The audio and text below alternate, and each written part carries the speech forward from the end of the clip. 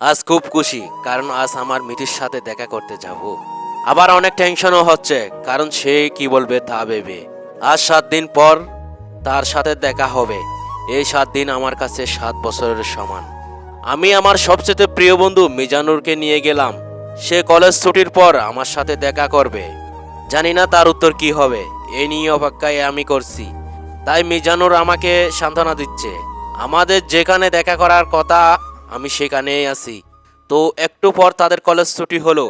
মিতু আর তার 2 বান্ধবী সেখানে গেল। কেমন আছো তুমি?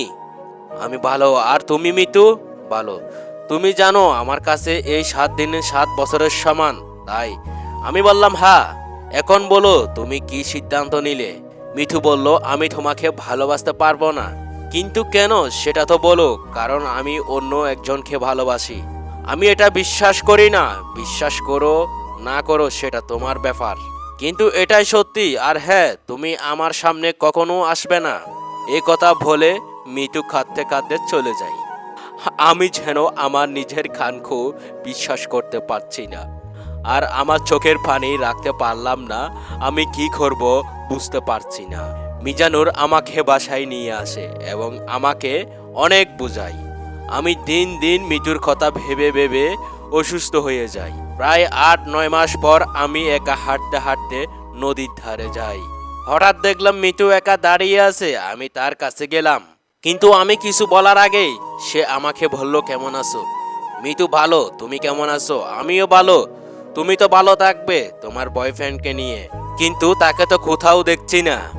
কোথায় সে? আমাকে মাফ করে দাও। তুমি তো আমার কাছে কোনো অপরাধ করোনি। না, আমি তোমাকে এভাবে কষ্ট দিতে চাইনি, কিন্তু আমার ভাগ্য আমার সহায় না। তার মানে আমি চাইনি আমার এই অনিশ্চিত জীবনে তোমাকে ছড়িয়ে কষ্ট দিতে।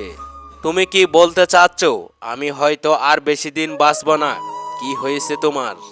আমিও তোমাকে প্রথম থেকে ভালোবেসে ফেলি, কিন্তু তার কিছুদিন পরে জানতে পারি আমার ব্লাড ক্যান্সার।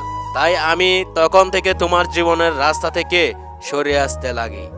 কিন্তু আমি যে এখনো তোমাকেই ভালোবাসি মিতু। এই বলে আমি তাকে আমার বুকে জড়িয়ে নিই। আর মিঠু আমাকে বলে, I love you, I love you, I love you, I love you বলতে বলতে হঠাৎ করে সে আমাকে এবং এই পৃথিবীকে ফাঁকি দিয়ে চলে যায় না ফেরার দেশে। তখন আমি আমার চারদিকে অন্ধকার দেখি। আমি আকাশের দিকে তাকিয়ে চিৎকার করে বলতে চাই যে আমি তোমাকে চাই, আমি তোমাকে চাই, কিন্তু আমার গলা দিয়ে কোনো আওয়াজ বের হয়নি।